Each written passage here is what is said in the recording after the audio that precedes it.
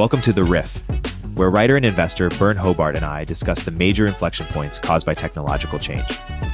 Our weekly conversation covers the obvious and not so obvious ways in which markets and businesses will adapt as a result. Let's jump right in. Bern, we talked about how this would be a boring campaign. Perhaps we're a little surprised to see what we've seen so far. Let's reflect on that.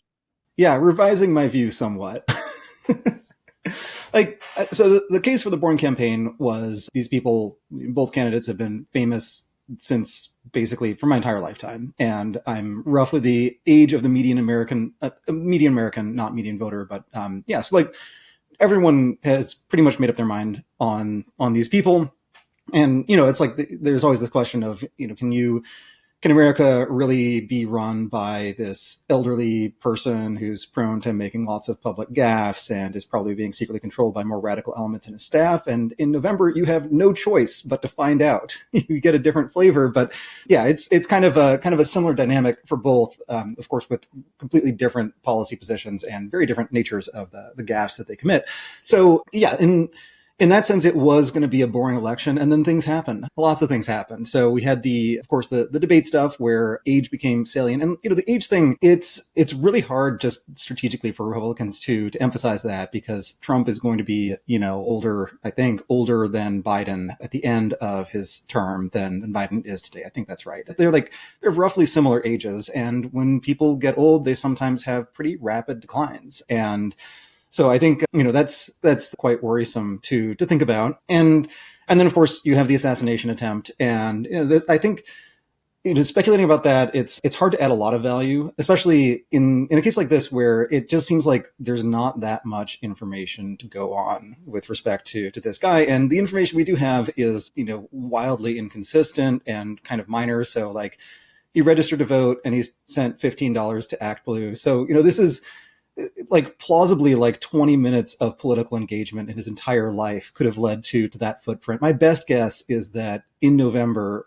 people are still going to be arguing, people are still going to be going back and forth over which of those is more important, which of those is maybe fake or something. And I think the thing to keep in mind is that political assassins they're often very political, but they're always kind of crazy. So you generally, there's not a lot to extrapolate about the broader state of the world from any one of them doing something like that. And, so when you think about things like tactically, this is a bad move, obviously it massively increases support for Trump. And, you can go back and look at other instances of this, like Ronald Reagan got a whole lot more popular after he got shot. JFK obviously did not, personally benefit from getting assassinated, but a lot of his policy stuff was much more contentious, much less popular when he was a living politician who was actually trying to negotiate deals and get bipartisan consensus. And then afterwards, it was just seen as kind of tacky to talk about how expensive it would be to actually land someone on the moon, or how expensive some of these social programs might be, and how complicated it is to negotiate a new understanding of civil rights and race in America. All of that stuff, it just got a lot harder to take the other side when someone had been effectively martyred for, and this is another case where, Lee Harvey Oswald did not have just exceptionally coherent political views as far as we know.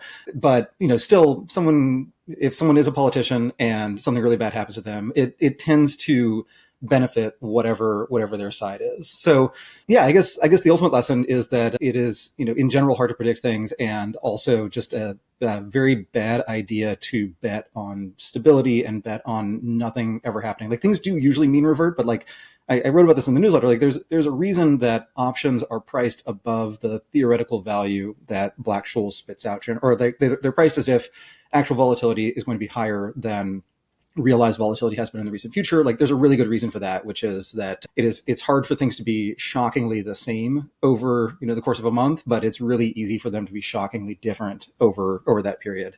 I think the other thing to note is people are going to come down from the high of this. The fist pump photo is still going to show up in a lot of campaign ads and a lot of tweets and things, but it's just not ever going to have the same salience that it's had in the last few days. And given that this happened right before the convention, and there's usually a convention associated bounce in the polls, I think it's going to be really, really easy to treat the election as a done deal over the next week. And so I am kind of reiterating the nothing ever happens view, but it's more things happen less than one would expect. Things bounce back to normal faster than one would think. So I don't know that the odds will ever cross 50-50 again, but I do think that there's, it's not over yet. A lot of things can happen between now and November. It's fascinating, just the psychology of it. One event I was reminded of in kind of a weird analogy, but was the Sam Altman OpenAI stuff. And the analogy I'll make there is, if you were rooting against Sam Altman in that situation, you were just crying to yourself because it was almost manufactured to make him, become a god, or, sort of like gain a huge PR victory. All of his employees, he became Steve Jobs in that weekend, where he became a legend. He became, it was sort of everything you didn't want if you were rooting against Sam Altman. And similarly, if you were rooting against Trump, I mean, those images that came out just made him a legend.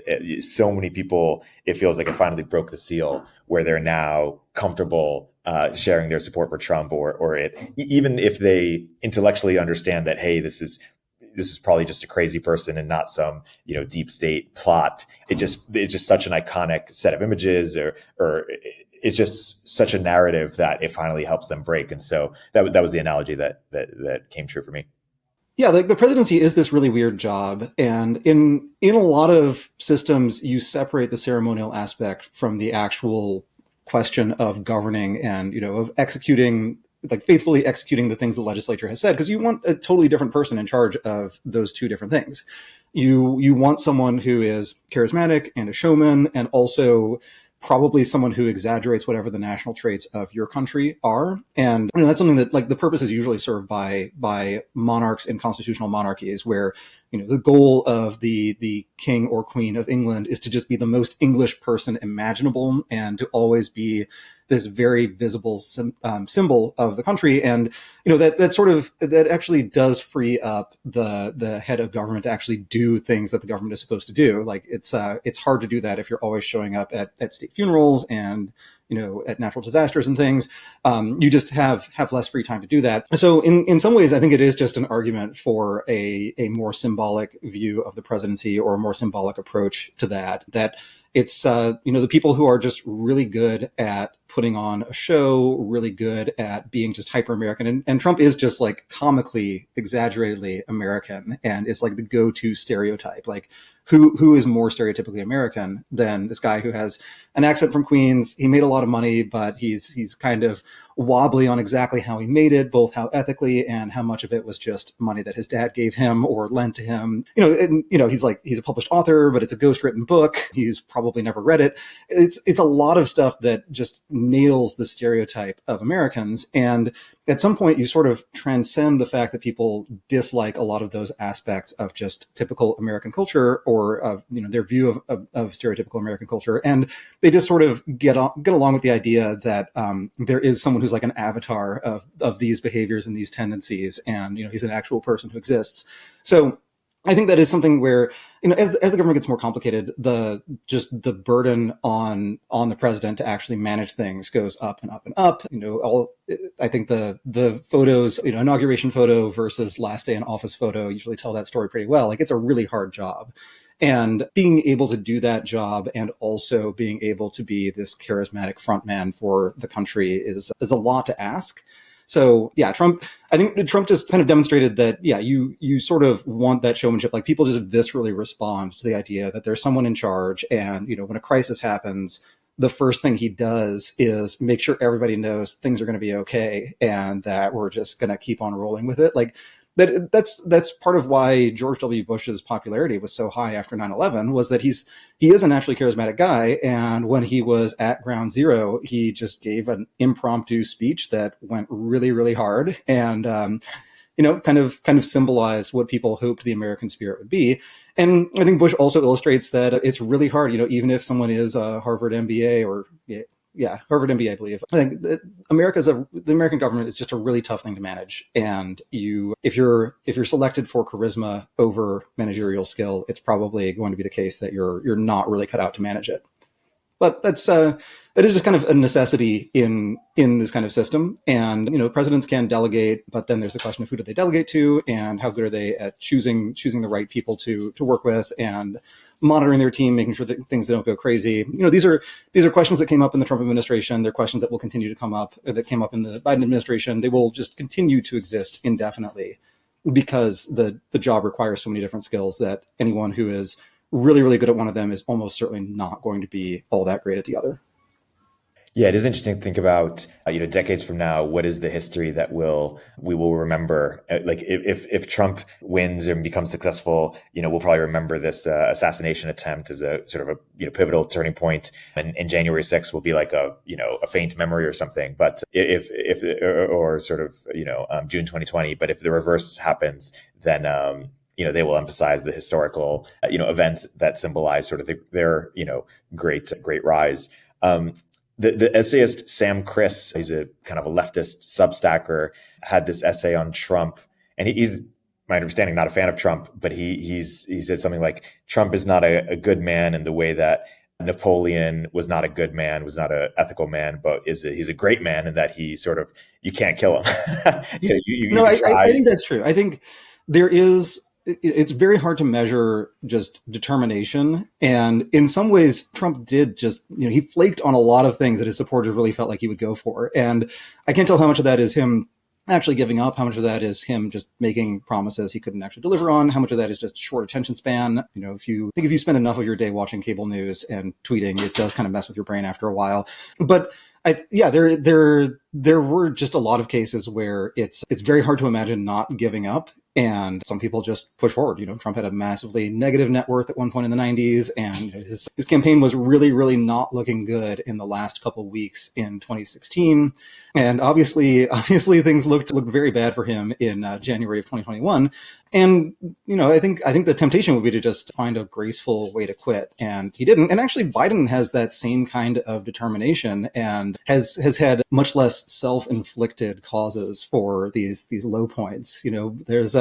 It does feel kind of like a parable that Biden has had a lot of suffering and difficulty in his personal life that was not caused by him, and he also kept going, and now he's dealing with aging and is insisting on continuing there. And determination, it is one of those morally neutral things. Like you want people to be really determined if they are going to do a good job on behalf of a cause that you care about, and then if they're either supporting a cause you don't like or they are in charge of something that someone else could be in charge of, you kind of want them to be a little bit less determined. But it's hard to be picky on that, because to get to the presidency, you have to really will yourself for a very long time. So I guess I can backtrack a little bit. His plagiarism scandal that derailed one of his other campaigns. Yeah, that was pretty self-inflicted. But a lot of the other stuff, he got through it. I think that there's just like, anytime someone is extremely successful, your temptation will be to figure out whether they are good or bad, depending on whether you like the thing that they are so successful at. But I think there are just going to be a lot of personal lessons to learn from people who have extraordinary records of achievement, even in things you don't care about. Like I do not care about sports, but I'm very impressed reading about athletes, how they deal with training, how they deal with defeat, and at the highest levels of sports, it is very much not random that someone gets there, very much not random that they either win or lose the game. Like it all does come down to specific decisions that they make and specific abilities that they have and their willingness to push themselves. On the other hand, if you do, stratify everyone by skill and then select the two best people in the world and have them play tennis against each other or have them, do a 100-meter dash or something, like the actual outcome is going to be pretty close to a coin toss a lot of the time, because they're both just at the limits of human ability in that specific domain. And so the more someone gets successful and gets tracked into a competitive domain like that, and the more that they get immediate feedback on whether they did well or not, the more likely it is that the outcome of their entire career is close to 50-50. And there's a slight edge, and that slight edge is why they're the best in the world at it, which is also true in not in venture, but in public market, like in public equities, that the hit rates for the very best people are often mid 50s, depending on the strategy. You can certainly make a lot of money having a 50.1% hit rate if you have enough opportunities to make the trade and you know exactly what the outcome is going to be. And then hit rate has to be higher for other strategies. And then for something like venture, hit rate can be just, one of the things that you invested in did incredibly well, that is often enough for someone to have a very, very good track record as a venture investor. So yeah, there's a lot of stuff that is like statistically random, but is not experienced as randomness. And being able to put yourself in the statistical mindset when you're dealing with the fact that you failed, and then put yourself in the deterministic mindset when you're deciding whether or not to keep trying is a very tricky skill. I think it's probably one of those skills where if you describe it that way, it's actually much, much harder to do. But if you just have that instinct, then it's a whole lot easier to keep going. Yeah. One thing that's also interesting is the way we think about our president as opposed to, a CEO of a company. We a lot of people have been saying something like, I would rather have a person in a coma than Donald Trump as president. No one would say that about the CEO of Apple or something, or the CEO of some company, or put our money with a certain fund. And I think it's sort of like an implicit confession that we actually don't think the job of the president is really to do that much. In some ways, it means maybe do no harm, or we wouldn't say, like, we wouldn't care so much about whether the CEO of Apple represents the values that we want our son or daughter to be. We just care about their results. And it's sort of this sort of implicit resignation that the president isn't about outcomes or results. It's something more, sort of figurehead oriented.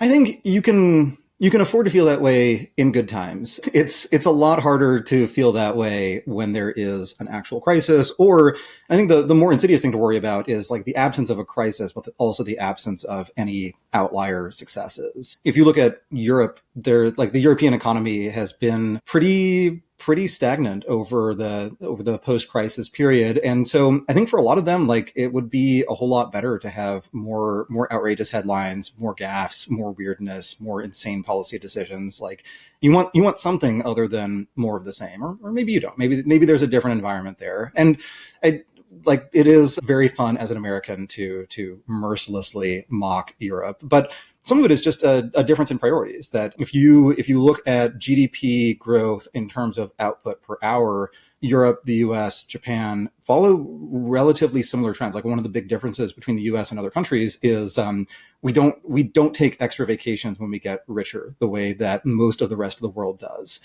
And that may be a Protestant ethic thing. There are plenty of Protestant parts of Europe, though, so it's probably, to the extent that it's like that refracted through a bunch of other norms.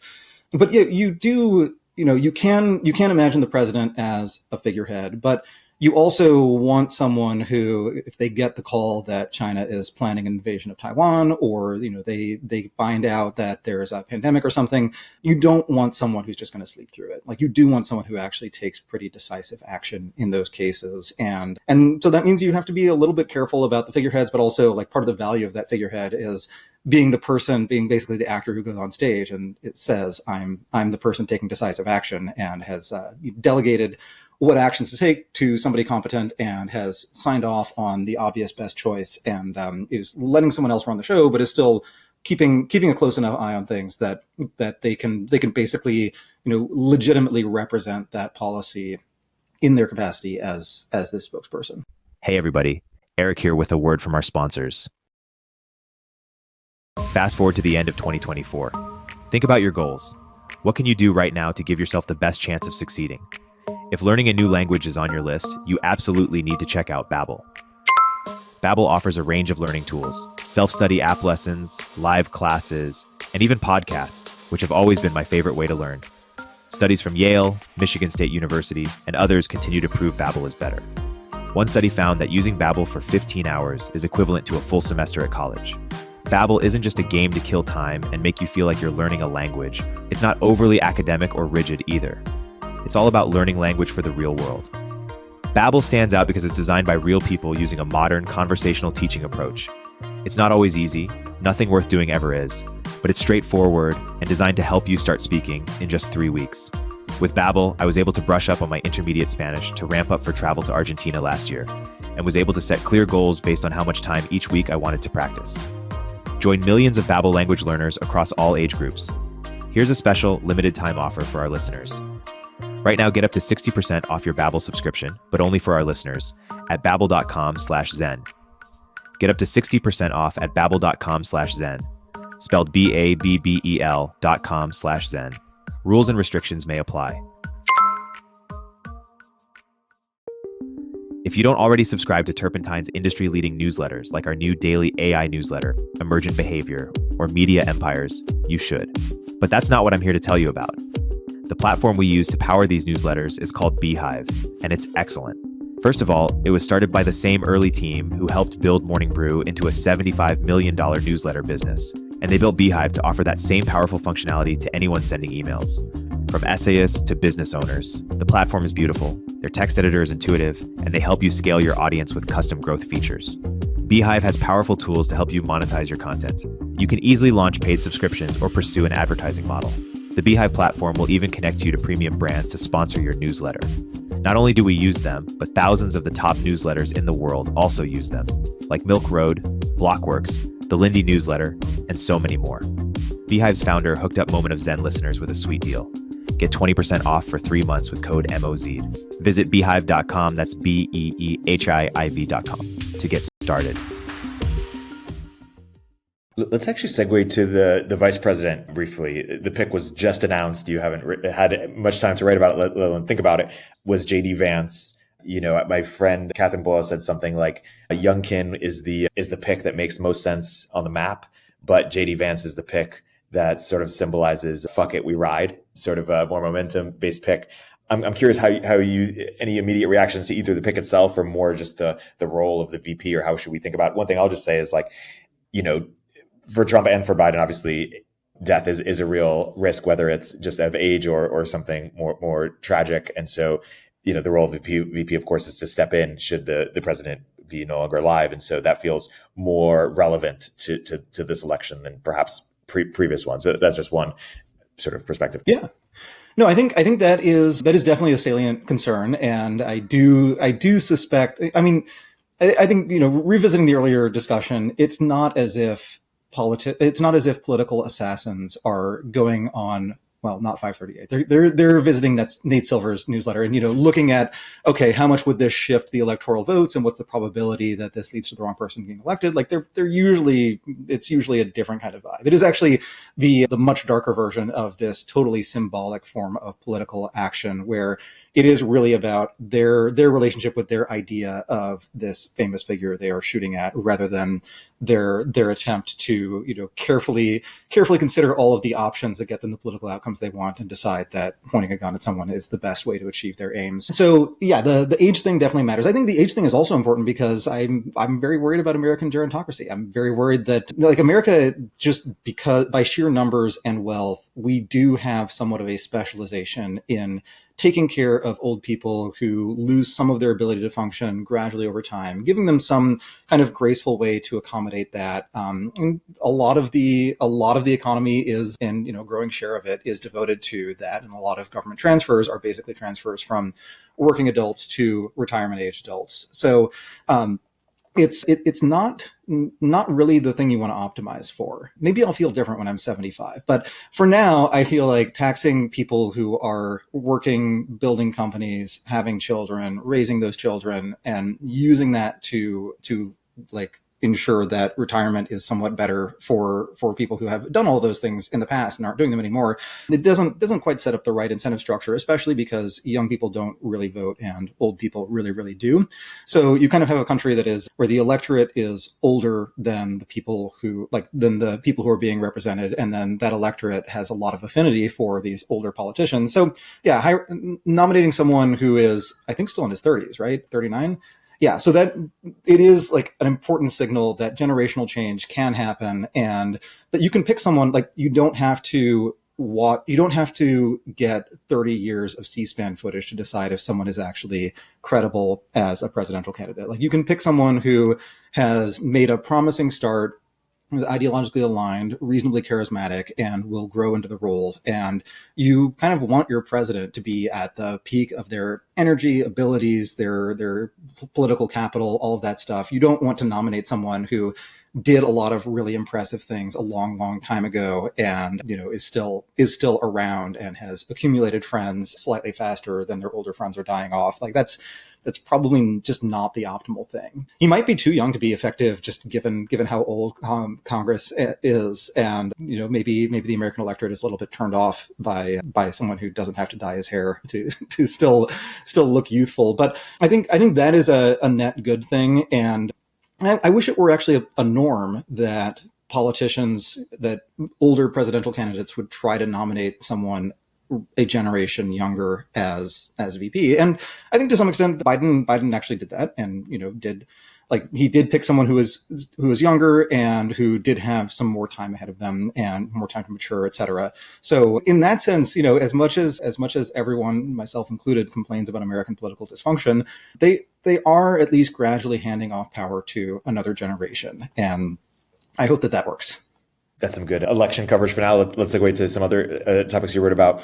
First, maybe let's start with the algorithmic collusion in real estate. Yeah. So there's been a narrative going around about companies using yield management software to set prices, and how this can amount to de facto collusion if there are enough people doing this and using the same software, and that this collusion can actually be just an emergent property of the software. So if you are a landlord and you're using, is it YieldStar, YieldStreet, something like that, you're using one of these software products to price apartments, the product is implicitly simulating what every other landlord is doing. So if you jack up your prices, it means people move out and they move somewhere else. But if your program recognizes that everyone is going to move up their prices too, then that becomes less of a risk. And so you set a new equilibrium where the pricing is more monopolistic and less at the free market clearing price. There was an earlier lawsuit on this that I thought was actually pretty weak, because it was looking at casino hotels and how they were all using similar yield management software and were jacking up prices. And to me, the problem with that thesis was that if you're running a casino hotel, your job is not to maximize RevPAR, revenue per available room. Like you actually want to maximize occupancy by people who are going to gamble. And so if they are colluding, like if anything, they would be colluding to keep prices low and, keep costs low, et cetera. And then, make sure, like, the worse the hotel room is, the more time you're going to spend on the casino floor. So if anything, they should be colluding to keep prices low and service abysmal, so people just don't spend any time in the hotel. But for residential real estate, you have a different picture. And on the one hand, and I got interesting comments on this, and one of the comments was just, residential real estate's a really, really fragmented market. Like, you can't monopolize it, basically. And in the most expensive cities, it tends to get more fragmented because there's, like, the scale is just too big for any one investor to buy up all the properties.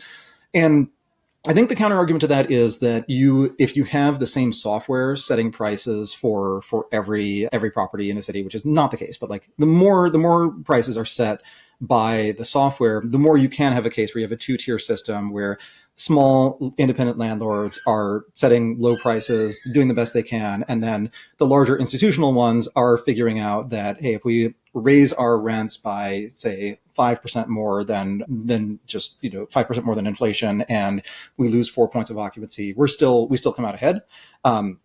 And our costs are lower, so like our margins are even better in that scenario. And that is something to worry about. But I think probably one way to address that would be to limit the ability of any yield management companies to use customer data, like use data from customer A to inform the decisions of customer B. Like, you can use broad market data, but can't use the specific decisions that your software is doing for someone else. But I don't actually know if that would work, because I think that gets it becomes really hard to know if you have accidentally created this emergent way to estimate that. And if that is the case, like if basically the use of this software changes how responsive rents are to what other landlords are doing, then they don't have to directly collude to actually end up with an identical outcome. Now, in a normal scenario, what happens if there's a group of producers in some industry, they all get together, they say, we're going to fix prices at a high price, we're going to divvy up market share, et cetera. What that creates is this huge incentive for someone to defect. Either a new entrant shows up, they say, I'm not interested in being part of your cartel, don't ask me again, I'm charging less, and they just scoop up all the market share and still getting good returns. Or you have people who are quietly doing deals that are are not part of the cartel requirements, and they're selling under market, or they're finding some way to charge an ostensibly high price and then manipulate the contract such that the price is not actually as high as it otherwise would be, et cetera. Now, this is harder in real estate because it's so hard to build new supply. So the more fixed the supply gets, the more sustainable a cartel is, because it is just harder for people to defect. They can still do it, it's just harder. So on the margin, we basically have land use regulations that make it easier to form a cartel. So now we need yield management software regulations to mitigate the impact of that cartel. This problem would just be a smaller problem if we could build more. That's a good overview. I want to segue to your other piece that I thought was interesting, where you talked about the piece on David Gerard and Wikipedia. Why don't you talk about what's happening there? Because there's been a lot of speculation as to how Wikipedia is run exactly and what that means. Yeah. So I think there is a kind of conspiratorial view in the broad sense of the powers that be get together and decide what Wikipedia should look like. And then there's a conspiratorial view in the everyday sense of Wikipedia is a volunteer-run organization. It attracts certain kinds of people, and they often agree with each other on certain issues and back each other up. And if you have a very democratic system, where people can choose whether or not to participate in decisions, you have a system where political power is weighted by someone's willingness to sit through lots of boring arguments and basically their sheer endurance. Slightly different kind of endurance from the kind that makes someone keep going after, keep pursuing his political career after his son dies, or, after he's, really, after he, maybe organized a riot / coup / whatever we want to call it. It's a different kind of endurance, but it is a particular trait. And, this piece was about one particular Wikipedia editor. He's on Wikipedia. He has his own wiki. He also ran some Reddit communities. I think has left some of them or something. But he has a very keen understanding of Wikipedia's rules, and the particular rule that this piece by Tracy Woodgrain cites is the reliable sources rule. So Wikipedia, they want to be a reference for things that have been vetted by other organizations. And that is a really, really healthy thing for publicly editable encyclopedia to do, is to just say, we're not going to allow independent research, and we're not going to allow you to just, post something on your blog and then link to it on Wikipedia, and then it becomes just an established fact forever. So they need some set of rules that if something appears on a random blog that covers neighborhood issues in New York, probably not real. If the New York Times picks it up, probably is real. And I think that is an easier line to draw at the level of the publication than at the level of the individual story being reported. It makes Wikipedia not necessarily more trustworthy, but it sort of means that they get to be this layer on top of a set of trusted institutions. But within that, it's pretty straightforward to say, okay, New York Times, since Durante has mostly avoided explicitly lying about what's going on in the world, and that to the extent that one publication is willing to lie, someone else is probably going to write coverage that explains the truth. And we have a big enough media marketplace in the US that there can be some reliable source on each side of contentious issues, such that you can probably get a perspective that the editors agree, the Wikipedia editors ultimately agree, like, this does frame both sides of the story. But suppose the people who are coming up with that list of reliable sources have just their own personal views about what is the true state of the world. And suppose that slightly affects how they think about which sources are reliable and which aren't. It's just like this natural human tendency that if you're reading two blogs and they're both if you're reading two publications and they are both more on the tabloidy end of the spectrum, that the publication you agree with, you remember the stories that they broke because they are willing to be a little bit more tabloidy. They're willing to run with the story when it's only been confirmed by two sources instead of three, et cetera. And then you forget the cases where they just reported something that was flat out wrong. They heard a rumor, they got it wrong, they misinterpreted a quote and never corrected it, et cetera. And then on the other side, if you're reading a publication of similar quality, but it is opposed to you, then you're of course going to remember all of these things that they got completely flat out wrong, didn't correct, and never back down from. And so it's just pretty natural that the list of those sources is going to drift towards whatever the partisan affiliation of people in Wikipedia is. And then you have the other issue with Gerard, which I thought was like, it was an interesting story of internet drama. Those stories can be really fun because they're like the people who get involved in internet drama seem to have a lot of time to spend typing online, and they type pretty fast. So there's just a huge volume of material to work through. People often say very intemperate things after they've been, when they're 10 comments deep in some comment thread arguing with someone. So, there's a lot of fun stuff there. But I think the institutional story is just a really interesting story, that it is basically not possible to have formal rules that, even if the formal rules sound like the exact rules that you would agree to, that you think would be totally neutral, in practice, people are just not totally neutral. And in practice, once there is some house viewpoint, the editing process and that community is going to attract more people who have that viewpoint. So it's going to naturally drift in that direction. So it is kind of a classic story of institutional decay, and that is, it's not really a story with, it sort of has a villain. It's clear in that piece who you're supposed to sympathize with, who you're not supposed to sympathize with. And Gerard did use Wikipedia to launder some grudges. Apparently has the habit of being a source for publications that are reliable sources, such that the rumors he's heard can get published in The Guardian, and then The Guardian can be linked by the Wikipedia article, and now it's a fact. And now if you are a journalist reporting on something adjacent to that topic, you read the Wikipedia article to get up to speed, you learn something that is, not so reliable. But I think it's also just the nature of institutions that when you have one person or a small group of people who know each other and trust each other in charge of some organization, then you have a pretty good idea of how things are going to be run. You don't need a lot of formal rules. As it scales, you tend to formalize that culture in rules. And then as it scales more, people find ways to manipulate those rules in their favor. And I don't think there's actually a long-term solution to that, other than periodically either the institution just dies and someone replaces it with something different, or I don't think you can replace Wikipedia. I think you probably can end up with like 10 different wikis that are each 5% as good as Wikipedia, which would be sad, but maybe inevitable given enough time. And then the other thing is just institutional renewal, that someone shows up, decides to clean house, they bring a bunch of their friends in to occupy the echelons below them, and then they just set a totally different cultural tone, and things improve for a while, but then you'll have exactly the same problem. Like, if that happens, if there is just a right-wing takeover of Wikipedia, and we get one of the we get someone who is clearly really smart, maybe has academic credentials, etc. They take over, they bring in their friends, and those friends take over and start rewriting a lot of things. Like that's probably an improvement in the very short term, just in the sense that you have people who are trying to be very careful about their biases. Like, they definitely have biases, but they want to be as careful and judicious as possible in how they express them. But eventually it would just become a different kind of cesspool and would have a totally different kind of drama, and someone would be able to write basically identical article, probably not as well researched, because that, like, the Tracing Wood Grains piece was just exceptionally detailed, well done, lots of rabbit holes scrolled down, etc. But you'd end up with the same thing, just with a different partisan tilt given enough time. So I think that is, it's good to recognize that institutions have a life cycle, people have a life cycle. In both cases, there could be interventions that extend things for a while, but extending things indefinitely just hasn't really been figured out. Eventually it ages, it dies, it gets composted, something new shows up. It's just the circle of life.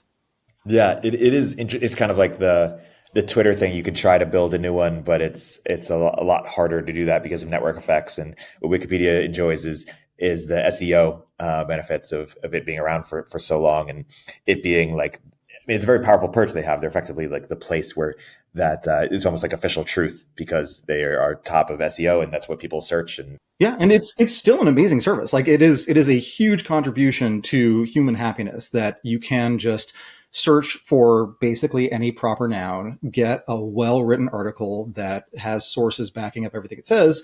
It's just for any contentious topic, you can definitely find a bunch of reliable sources that give one view of things, a bunch of reliable sources that give a totally different view of things. And so it is a question of which source you actually find more reliable. And we're just not, as human beings, we're just not equipped to make that decision in any like really consistent way. that makes sense. It's interesting. You had this piece about the 4chan of crypto, and people who tried to make sort of the right wing Twitter were effectively, 4chan, Parler, all this discredited, social networks. And similarly, it's like any Wikipedia, attempt would be that try to be right wing would probably be, resolved to the same fate. And so maybe you can't buy. Yeah, there is something called Conservapedia, and it's like my suspicion, I haven't looked at it in years and I'm not not a user, but my suspicion is that it probably started with people who were like, the centrists in Conservapedia would have been, roughly a little bit to the right of Mitt Romney or something, but whenever you move that center over, you'll have some people who are just way outside the Overton window. And if they don't get banned because, hey, we're the conservative Wikipedia, why are we banning people for being too conservative? Well, then it just keeps moving over to the right. And eventually you get, very, very in-depth articles on the Rothschilds or something. And it's just a totally different environment. And then you could say, okay, well, we're going to be like Wikipedia, but centrist. And then your marketing position is, we want to be exactly like a thing that already exists, except we're a lot smaller, and we are going to claim that we're actually doing what they say they're doing, but they also claim that they are actually doing what they say they're doing, and they are a more reliable source in this case. Like, you can actually look at the real Wikipedia, and if you read an article on something like, I don't know, the history of Pittsburgh or whatever, you're probably not going to find anything that is just like completely out there. It doesn't make any sense. You can't trust these people at all.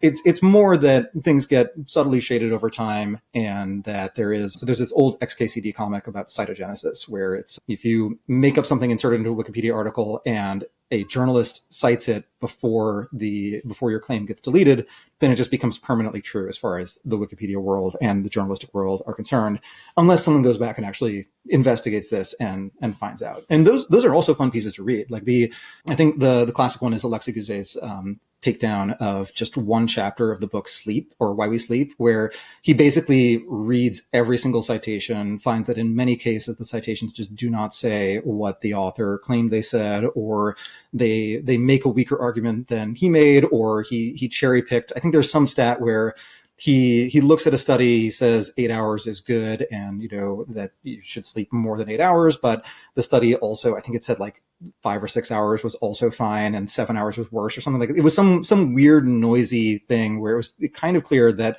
either we have no idea how much sleep people need, or the study was just underpowered and kind of gave random results that are all centered around what is actually true, but aren't a reliable guide to precisely how much sleep someone should get. So like those can be really fun, but they take forever to write. And so we just won't, it's just much, much easier to fabricate things and shade the truth than it is to actually dig in and disprove things. Maybe AI solves all of this. Maybe the true centrist Wikipedia will be written entirely by an AI, and it will exercise better judgment over what's a reliable source and have some better model. In fact, you could even think of Google as implicitly doing this, because they are trying to rank sites in part based on their reliability and also based on their relationship to a topic. And then, of course, if you're using an LLM, you're also getting this sort of aggregated view of everything that is sort of trying to weight things by credibility, but it's also going to weight things by just volume of content implicitly. And so, but then you still have exactly the same problem. Like, someone has to decide what is an offensive thing for an LLM to say, what is an inoffensive thing for it to say, what is a question it can answer, what is a question it can't, and we just all have different views on what that should be. Yeah. Yeah, it's interesting. Unlike Twitter, you can't buy Wikipedia or in the same way, and so maybe you just have to red pill Jimmy Wales and have him see the errors of his ways if the AI centralized point doesn't pan out. But anyway, let's segue to one of your other topics that you wrote about. Why are stable growth stocks so expensive now that rates are so high? Yeah, this is just one where I tried to come up with a good answer and I really couldn't. So in the late 2010s, I would sometimes talk to people about companies that were often consumer staples. They'd been around forever, and they were clearly just really high quality companies, but they were growing at roughly the rate of GDP growth, maybe a little bit better, and just trading at really high multiples. And there was a coherent reason that you would buy, Costco at 35 or 40 times earnings, which is that you're not getting very much from bonds. And this is not that much less safe than buying a highly rated corporate bond, but it does grow. It has some inflation protection. So, maybe these stocks actually make a lot of sense, even if the valuations are just cosmetically kind of high. And then rates went up a lot, and the valuations for these stocks mostly did not go down. Like, these companies still trade at really, really high multiples. They're still not growing very fast. A lot of them did grow in 2020 and 2021. Just the consumer spending boom helped a lot of these companies out. But it's a lot harder for me to come up with a coherent reason that they actually make sense at the prices that they do. And I think one possibility is that there is academic research looking at the quality factor. Like if you just buy high margin companies whose earnings don't fluctuate much year to year, you have historically outperformed the rest of the market. But if you look over the last 30 years, there's a Wall Street Journal article about this recently, they have massively outperformed over that period. So one telling of the story is investors systematically underestimate how important it is to have very durable earnings. Like they underestimate the premium that you should pay for Hershey versus, I don't know, an airline where in any given year, if oil goes up or if there's a terrorist attack or if there's a pandemic, earnings can drop by 500% and the company can have to declare bankruptcy and you get zeroed as a shareholder. So, maybe it's the case though that investors used to underestimate that. Then they all figured it out. Like if you get into investing as just an individual investor and you aren't investing as a gambler, like you're thinking about fundamentals, it is basically impossible to start running into Warren Buffett quotes and then start reading his shareholder letters and then start looking at what stocks he buys. And he makes it really, really clear that he used to buy garbage companies and it was, you buy garbage at 25 cents on the dollar and maybe you sell it at 70 cents on the dollar. You make good money, but it doesn't scale. It's a headache. You are, to the extent that you think of yourself as a part owner in a business, you're generally investing alongside people who are just not incredibly impressive people. There's this Charlie Munger anecdote about an oil company that he knew it was undervalued based on the oil it owned, but he didn't want to buy the shares for a long time because the owner of the CEO of the company he knew was just a chronic alcoholic. And he just didn't want to be in business with someone who he thought would not make prudent decisions. And then the company got bought by something like 30 times his cost basis a couple of years later. So it would have been an incredible investment. It was an incredible investment for him. He turned down the opportunity to buy a whole lot more of it. But it is just true that owning shares of companies that you think are making a product people like, and you think they're well run and you think they're going to continue to grow, like it's comforting. It's comforting to know that if you own shares of Procter and Gamble, if you go to sleep tonight, wake up tomorrow morning, Procter and Gamble is probably a slightly bigger company, a slightly more profitable company. And if you take a 10-year vacation to, go on a spiritual journey and find yourself, it is just very, very likely that when you come back, your portfolio will have appreciated if you own that. Whereas if you own a bunch of weird little asset plays and companies that are in liquidation and, cheap companies with bad management, et cetera, what you probably come back to is like a couple companies in your portfolio tripled, the rest went to zero. If you had sold when the stocks popped, you would have done pretty well, but you didn't, and you had to pay close attention. And so a lot of them you got wiped out. So part of what could have happened is that as more people were doing statistical analyses of what traits predict good, persistent, long-term stock performance, they were doing this at a time when those stocks were getting bid up. And so you basically have this growing valuation premium that is infecting your backtest. And it makes the backtest look better and better. But at some point, it does lead to a bunch of stocks that just trade at very, very hard to justify valuations. Like the companies are not going away. But it's really easy to imagine a scenario where over a 5 or 10 year period, someone who invests in Costco, like at the end of that period, they own shares of a bigger, better company, and they've broken even after inflation. Yeah, that's well articulated. Let's segue to Amazon's media business. Help us understand what Amazon is really doing here. Yeah, so there was a theory that was floated when Amazon was first building up that business that Jeff Bezos just really wanted to hang out with Hollywood people, that he just liked the glamour, liked being around celebrities, and Amazon was going to dump billions of dollars into the business for that reason. And then when he stepped down from formally running the company, the media business didn't go away, so that became a harder thing to argue. And over time, it did start to look like, even though the e-commerce, subscription-based discounts on e-commerce, subscription-based fast free shipping, plus streaming video, like that's not the most sensible combination in the world, but it's kind of like, a hotel room and a mint on the pillow, where you could sort of see like a connection. You could see that buying both of those in a bundle is probably better than just one or the other, or maybe it adds a little something to the bundle. But then as Amazon built out its ad business, which has been growing quite fast and is a very material driver of the economics of the retail business, suddenly the media business makes a whole lot more sense, because Amazon has, in many cases, a decade plus of, 2 decades plus in some cases, of first party purchase data. Like to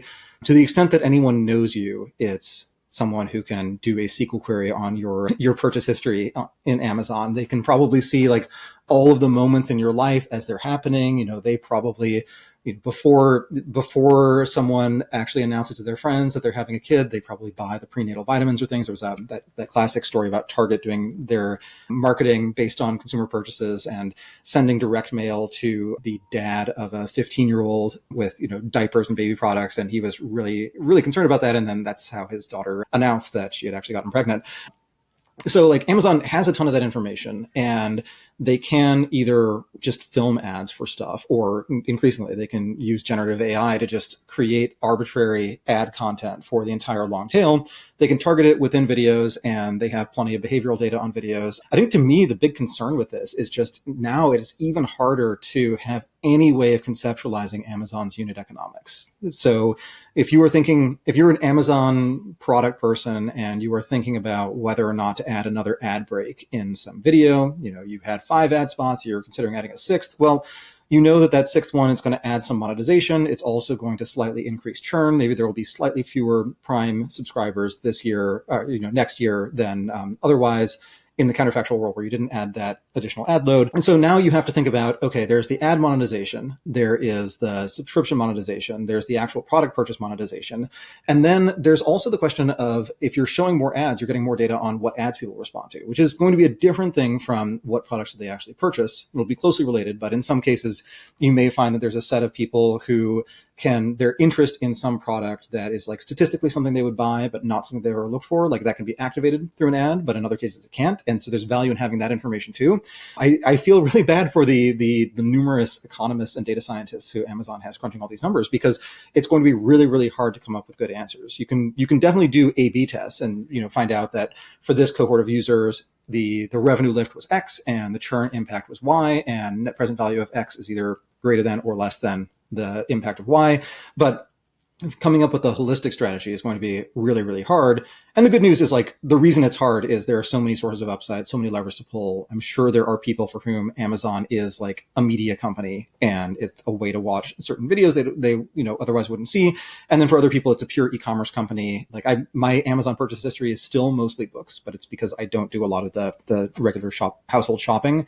And so like everyone's going to have a different view of what Amazon is. And it's actually just an impressive thing that they've been able to build a company that just can be so many different things to so many different people, and that it still works and it's still possible to coherently make long-term decisions about what's good for Amazon. And that's even setting aside whether or not AWS is truly an AI play and how it fits into their overall strategy and how logistics fits in, et cetera. It's a very, very multidimensional problem to think about running Amazon. I suspect that if we had a less democratic system, but a system that was just relentlessly meritocratic, you'd probably see like CEO of Amazon as being the classic stepping stone to the presidency of, okay, you have the most hyper-dimensional problem you could possibly imagine, and you also have to deal with lots of people, and you're a public figure, and if you can survive that without just completely losing your mind, fine, you are condemned to actually run the country instead. Well, Jeff Bezos seems to have more time on his hands. We'll see. We'll see what he does. Yeah, we'll see. And he's he's adopted a new style. He's having fun. He's clearly having a lot of fun. And I think that is another thing with politics. It's like you have to find someone who has a track record of achievement, and somehow they're not satisfied with that, and they would like to be, this universally reviled public figure, can't travel anywhere without bodyguards. That was, by the way, I think something that was just underrated about the whole Trump assassination thing, not to move back to politics, but it was just like, it was amazing to see that there are people who have been trained enough that they can just in a split second try to put themselves between an active shooter and a politician. And I don't know what the voter registration in the Secret Service is. I'm sure a lot of them are Republicans, but I'm sure some of them are not. Like, I'm sure some of them really, really wanted to protect Joe and Kamala and were pretty disappointed to get the Trump assignment.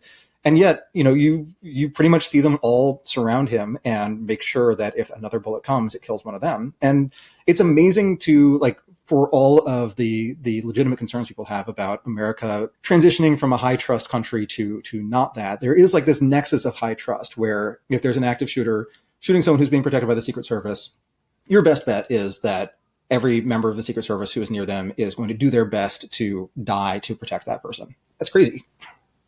It's amazing. Let's segue to your capital gains piece. You analyze sort of mission-driven businesses and also vanity businesses. Why don't you unpack that?